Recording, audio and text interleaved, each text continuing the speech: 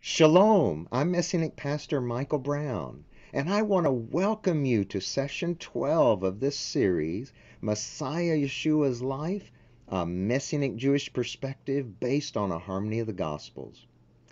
In this session, we're going to start looking at paragraph 5 in Dr. Fruchtenbaum's book, which covers Luke chapter 1, verses 26 through 38, which is entitled by Dr. Fruchtenbaum as The Annunciation of the Birth of Yeshua to Miriam. So please have your Bibles open to Luke chapter 1, and we're going to look at verses 26 through 27 in this session. All right, let's begin by reading Luke chapter 1, verse 26. It says, Now in the 6th month, the angel Gavriel, or Gabriel, was sent from God to a city in Galilee called Nazareth. Now, back in Luke chapter 1, verse 24 that we looked at in the previous session, we read that after Elisheva, or Elizabeth, had gotten pregnant, that's with John the Baptizer, she kept herself in seclusion for 5 months. So now this is 1 month later. So Elizabeth has been pregnant 6 months. So she's had 2 trimesters. Also, by this time, Elizabeth is no longer in seclusion. Now, again, Gavriel, or Gabriel, which I mentioned in a previous session, he's one of only 2 good angels in the scriptures who are mentioned by name. He's mentioned, and he was an archangel, and also the archangel Michael, or Michael in Hebrew. He's my namesake. All right, this angel, his name Gavriel again, means man of God. And as verse 19 points out, he stands in the presence of God. Apparently, his ministry involved making special announcements concerning God's plans, because in the Hebrew Scriptures, he announced to Daniel some things to happen, including the 70 weeks of Daniel. And now here in the Brit Hadashah, he made these 2 announcements to Zechariah and Miriam. It says that Gavriel went to a city or community named Nazareth, which was a town in what's called Lower Galilee. Dr. Fruchtenbaum points out that in the 1st century, Nazareth, that's the Hebrew for Nazareth, Nazareth was an insignificant place, overshadowed by the neighboring Roman city of Sepphoris, or Zipporah, which was a short distance away. In fact, Nazareth was so insignificant, there's no mention of it in the Hebrew Scriptures, or even in rabbinic writings, or even in Josephus, which led some earlier scholars to assume that this town really never existed, but it did exist. We know that Nazareth existed before the 8th century BC.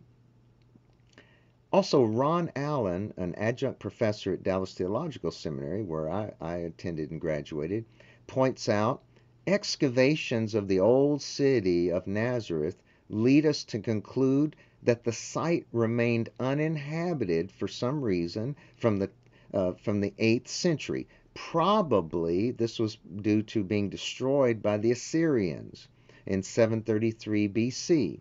So he said it leads to the conclusion the site remained uninhabited from the time of the Assyrian conquest of Galilee in 733 BC all the way through the 2nd century BC. About 100 BC, now this is during the Hasmonean dynasty, a small clan of newly returned Jews from Babylon settled there and gave it their family name, Natsara.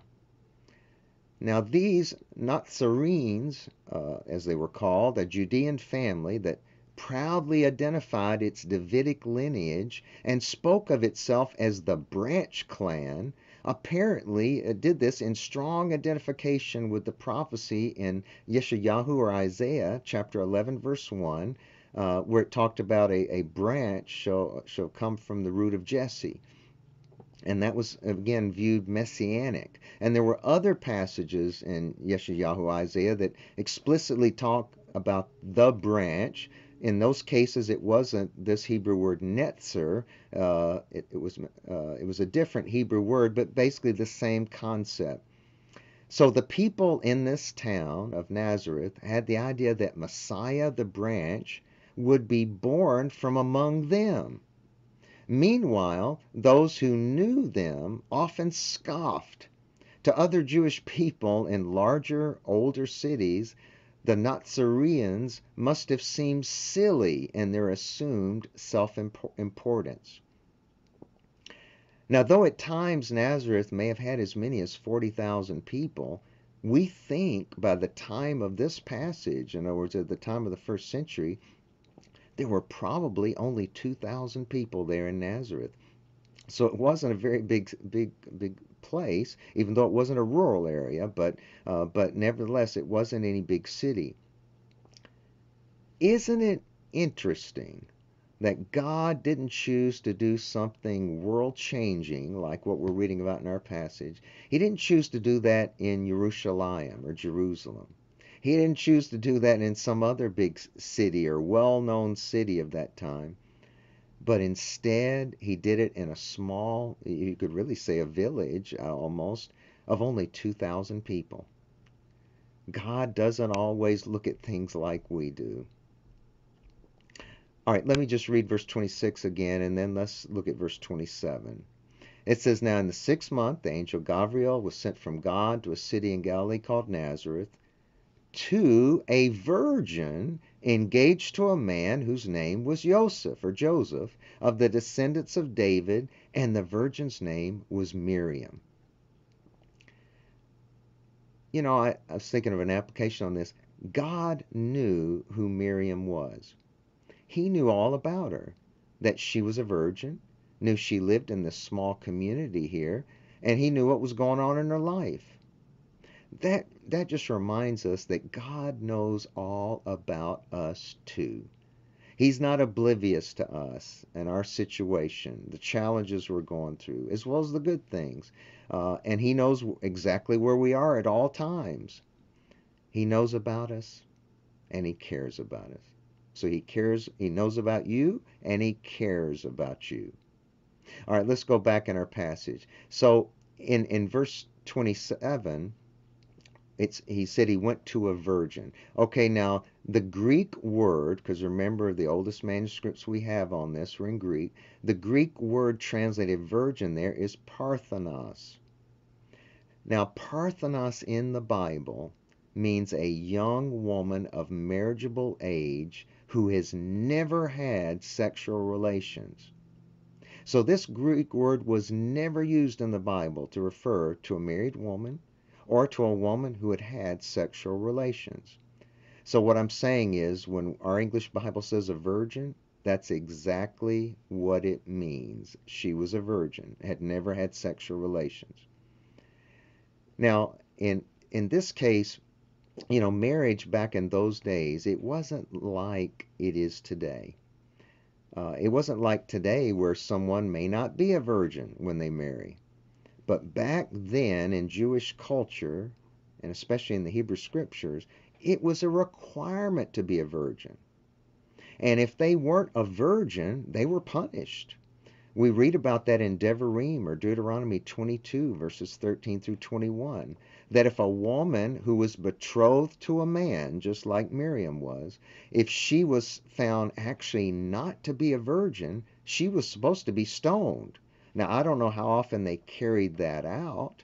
I don't know if they carried it out all the time, maybe just some of the time. But I mean, that was how serious it was. She was required and expected to be a virgin. Now, it says here in our passage, in our English translation, it may say she was engaged. It was really, I think a better way to think of it is betrothed. All right, and the Greek word that's translated there, engaged or betrothed, meant much more than our modern day engagement. Because in modern day times, someone could be engaged to somebody and they may just change their mind and call it off. Well, that's not what it meant in this time frame.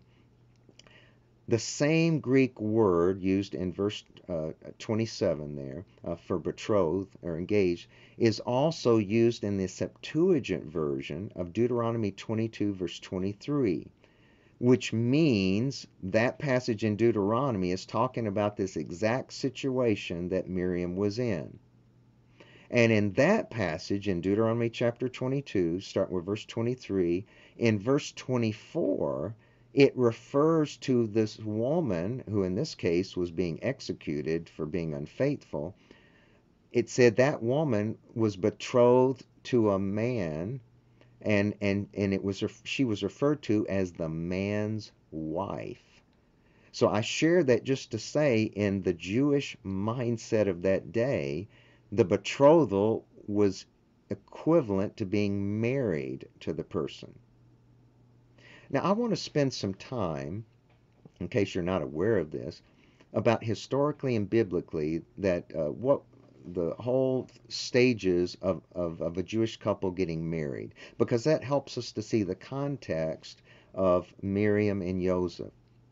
All right, so this is historically. Now, again, let me just say, historically, as far as Jewish weddings, yes, there's been changes over time. I'll try to point out some of them. But basically, the gist of it has been in existence, like I say, all the way back into the Hebrew Scriptures, even going back to the book of Devarim or Deuteronomy. Okay, so let me just mention, there's three major stages.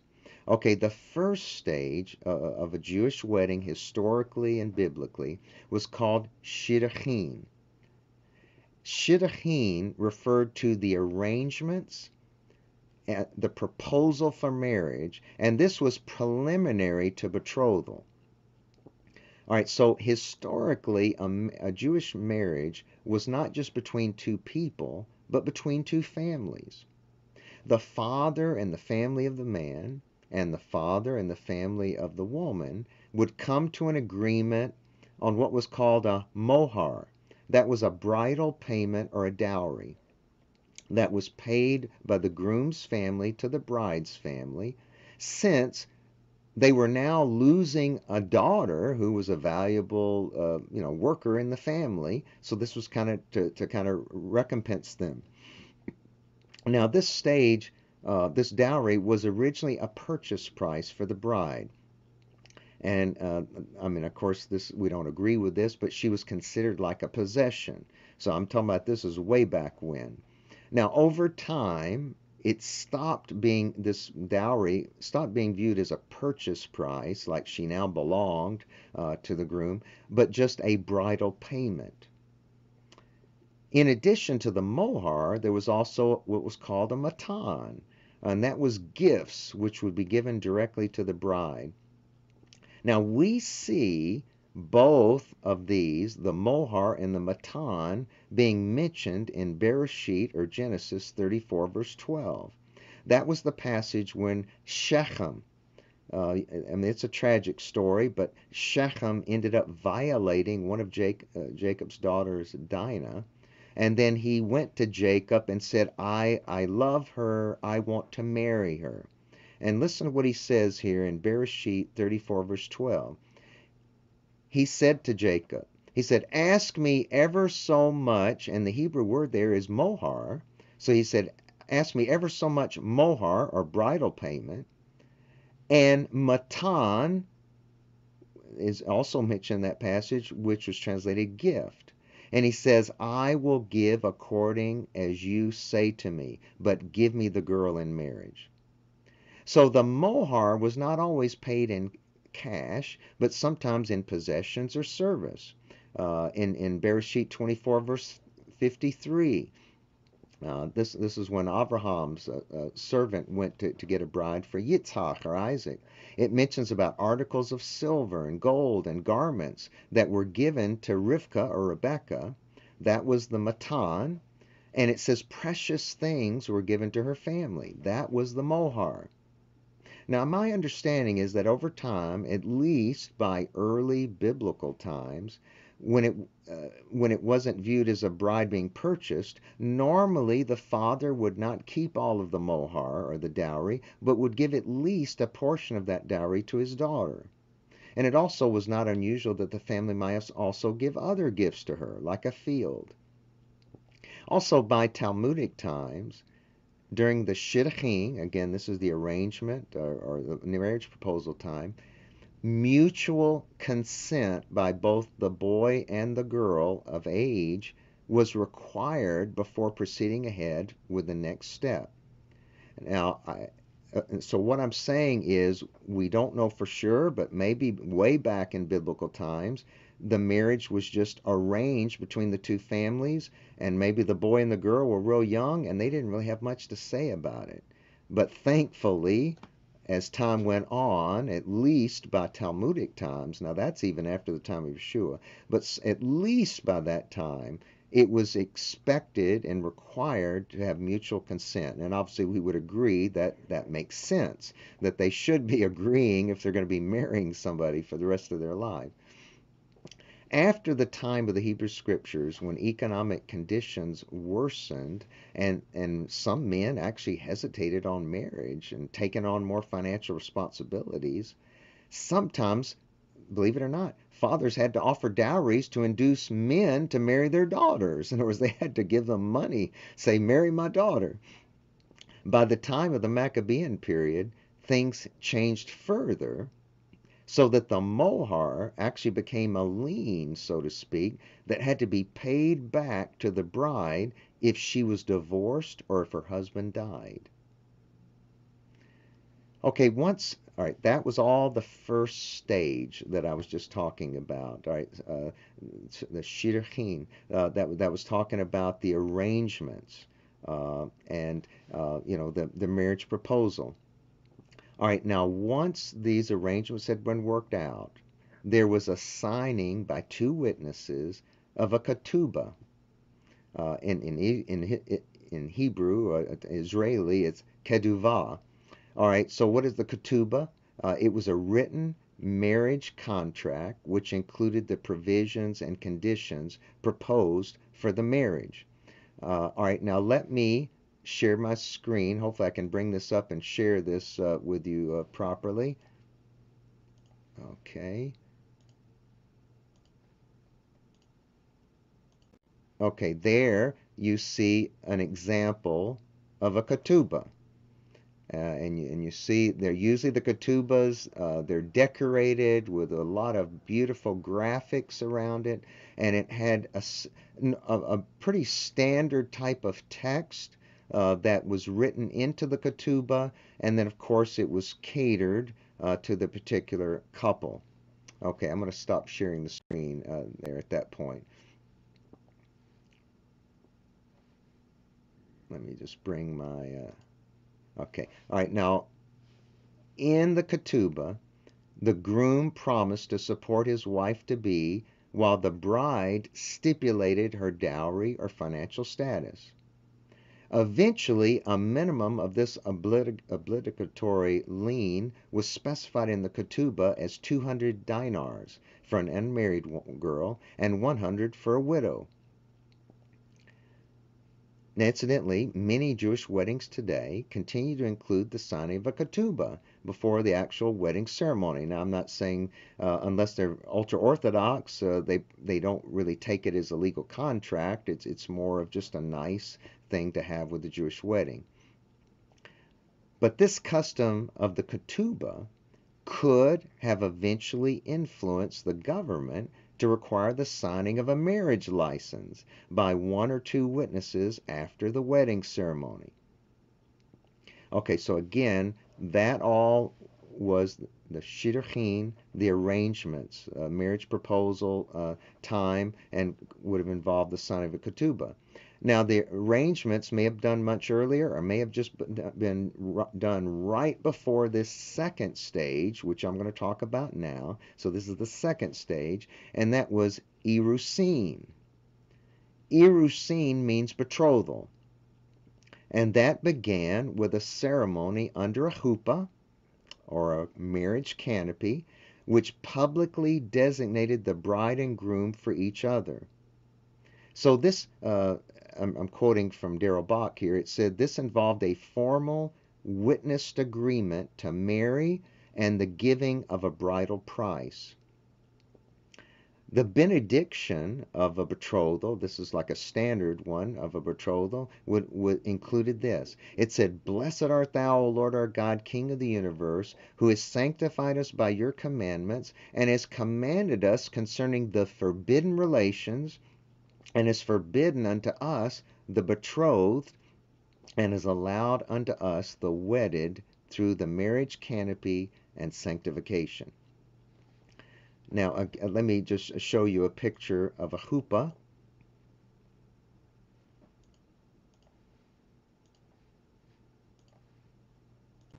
Okay, so here you see a chuppah, and maybe you've already seen one before.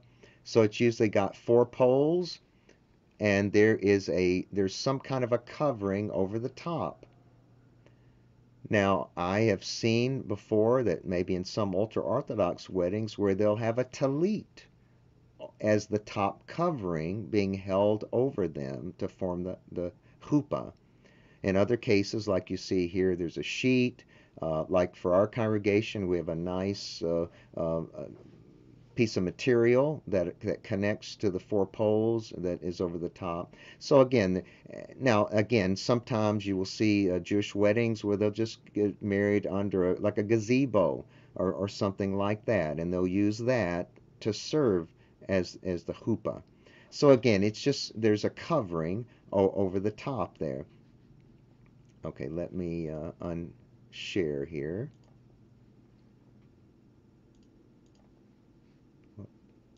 Okay, wait a minute. Okay, here we go. All right, there we go. So again, there was this cover.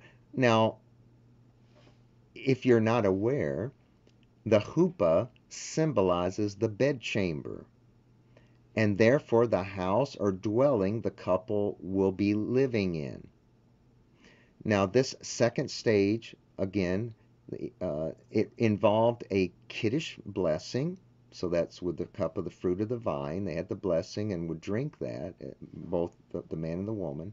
And after this ceremony, the couple in Jewish thinking, biblically and historically, were considered legally married, even though they were not allowed to consummate the union until after the third stage. Now, either before or for sure during this Irusin ceremony, there was what's called a kinyan, or a formal physical acquisition. So there could be no Jewish marriage without the groom and his birth family giving something of value to his bride. Remember, I talked about a dowry before. And her birth family and her accepting it. So again, this dowry could have been paid in advance of the Irusin, or for sure would have been paid by the time of the betrothal. Now today, the kinyan is represented by a groom giving his bride a ring and her accepting it.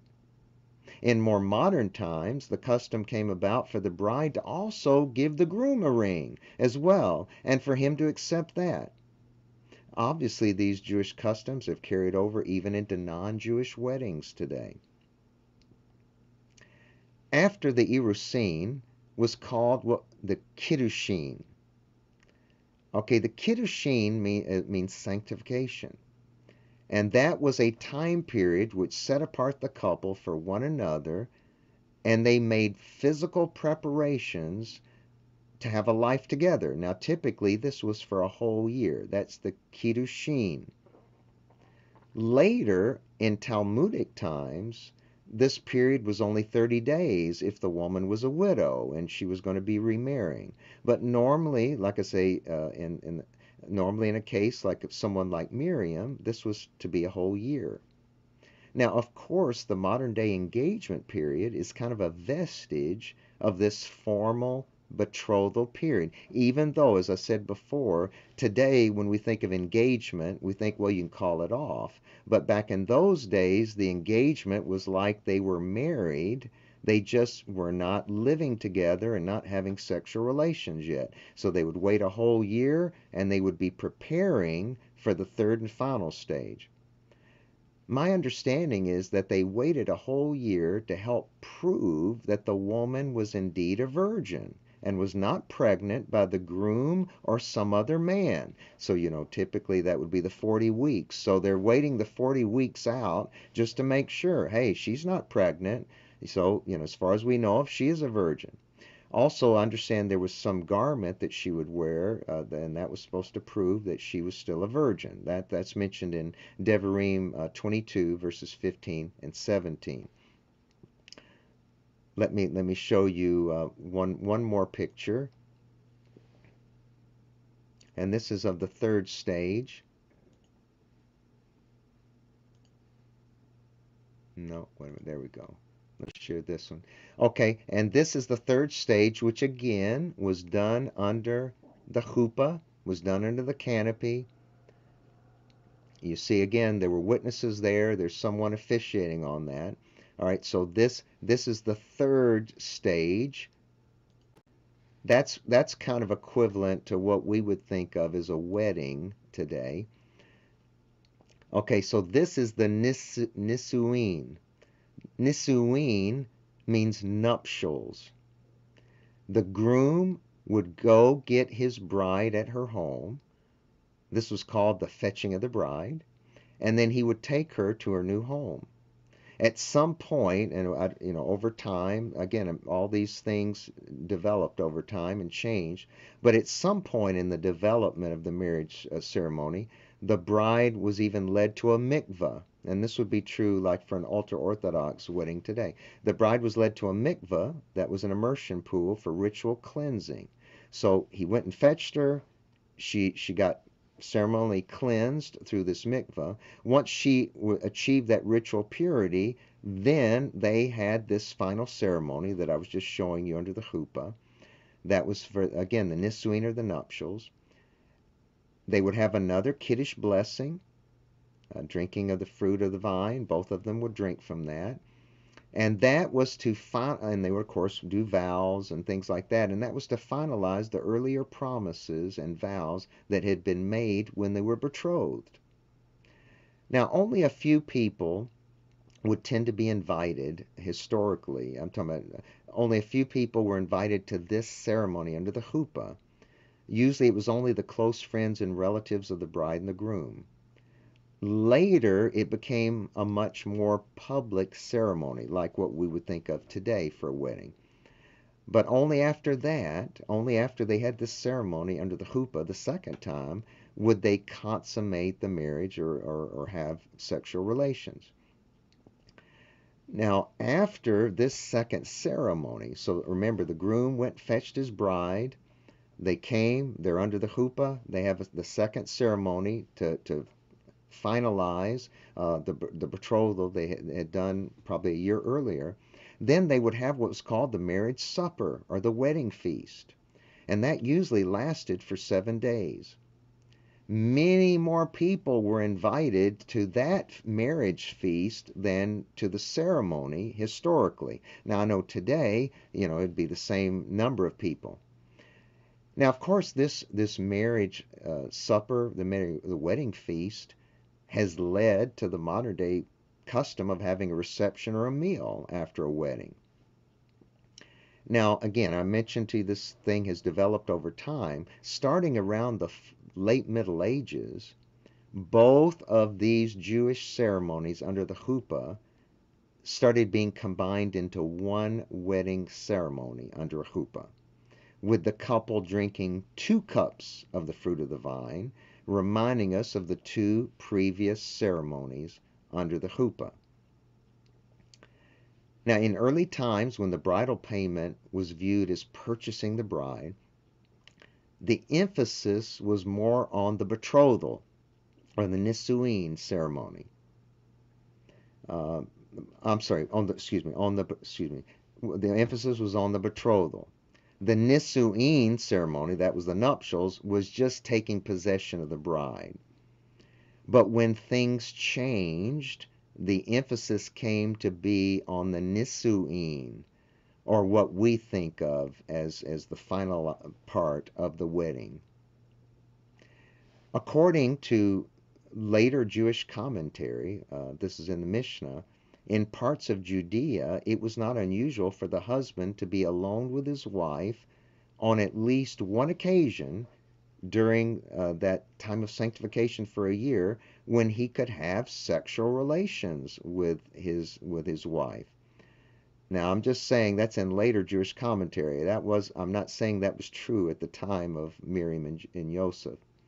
But we know even at that time when it was mentioned in the Mishnah, in Galilee, there was no lenience tolerated, and the wife had to be taken to her husband's home as a virgin. So that was some exception that was only in Judea. Okay, so that just kind of gives you an overview of a Jewish wedding. Now let's come back to our text here in Luke chapter 1. Miriam and Joseph then had done the shidduchin, or the ketubah, or the arrangement stage already. The ketubah had been signed, and they had done the irusin, or the betrothal ceremony. And they were in the kiddushin stage, preparing for around a year for the nisuin, or the nuptials. So that's the time frame of what we're talking about here in Luke chapter 1, when it says they were betrothed, but again, they had not had the nisuin, or the nuptials yet. They had not had the formal closure of the marriage and therefore having it consummated. Miriam and Joseph did not do the full final stage, nisuim, until after the birth of Yeshua. Certainly, they didn't have sexual relations or consummate their marriage until after Yeshua's birth.